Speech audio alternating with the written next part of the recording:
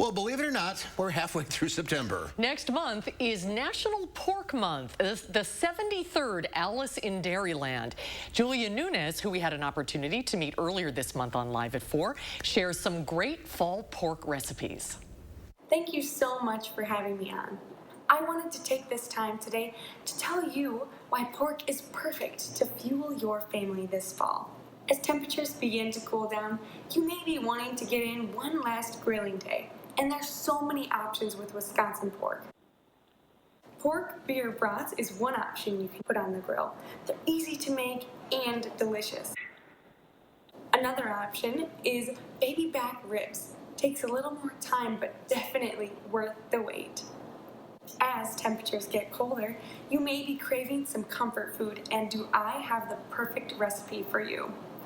This is cheesy pork chops and rice, and let me tell you, it is the perfect comfort food and it's delicious. I also made this in the crock pot, so it's easy to start in the morning and be done by the time you get home from work. Another pork option for you to make this fall is a garlic and rosemary pork roast topped with gravy and served with rosemary potatoes and green beans. This dish is easy to prepare, and you know exactly when your pork is done by using your digital thermometer. One way that you can use ground pork this fall is by making ground pork tacos. That's not the only way you can use ground pork. There are so many different ways that you can substitute ground pork into almost any dish, from spaghetti to lasagna to ground pork burgers, and there's so much information at pork.org. One thing is certain about pork.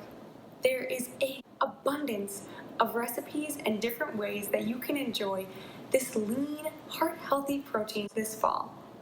Stock up this month to prepare for National Pork Month, which is right around the corner in October.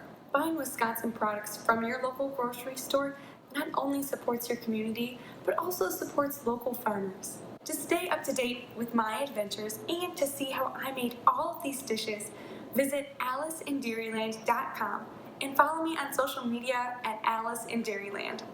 I look forward to exploring Wisconsin agriculture this year as the 73rd Alice in Dairyland. Well, great job, Julia. Thank you. I'm hungry now. Yeah, that did look really good.